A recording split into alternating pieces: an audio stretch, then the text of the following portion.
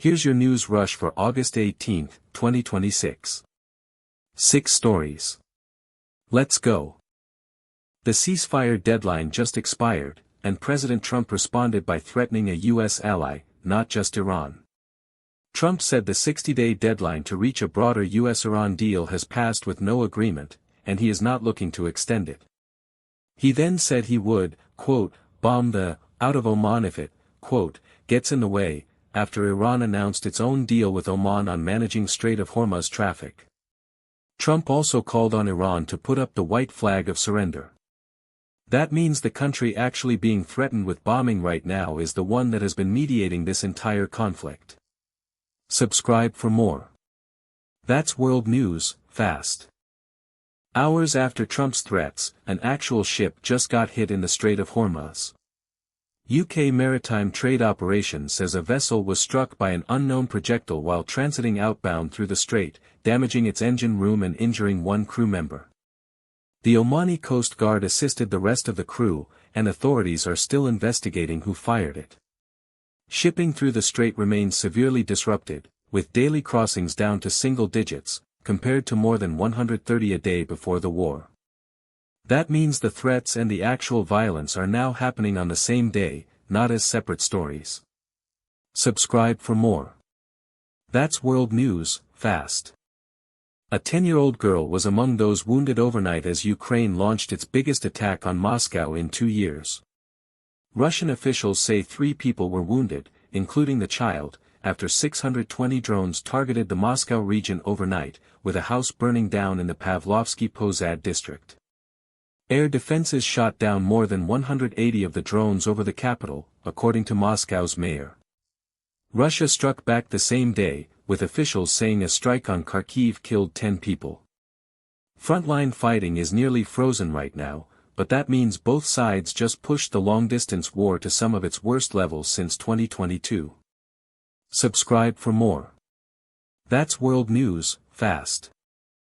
The same week Trump is threatening to bomb a U.S. ally, his own negotiator sat across from Hamas. Officials say Jared Kushner met Hamas leaders in Egypt for 90 minutes to discuss the U.S.-backed Gaza peace plan, a meeting he called productive, and Hamas leaders reportedly reaffirmed their commitment to disarm.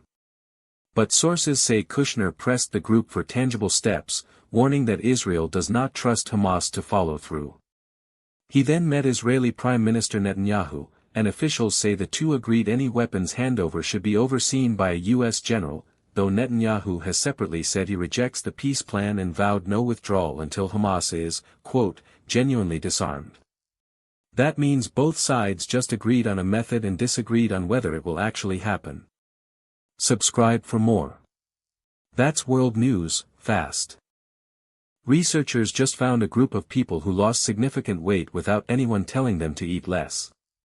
In a 16-week trial published in JAMA Network Open, 224 overweight adults eating a low-fat, plant-based diet, mostly fruits, vegetables, grains, and legumes, lost an average of 13 pounds, even though researchers say they were never instructed to restrict calories or portions. The researchers say participants ate roughly the same amount of food by volume, but that food carried about a third less energy density, so appetite signals did the work calorie counting usually does. This is one study reporting one result, not medical advice, but it does suggest that what you eat may matter more than how much. Subscribe for more. That's world news, fast. A state legislative primary most people never heard of just produced a national first.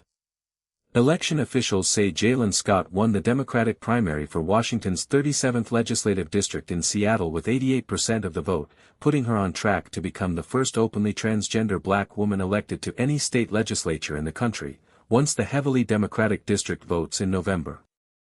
Scott leads the Lavender Rights Project, a black trans advocacy organization, according to her campaign.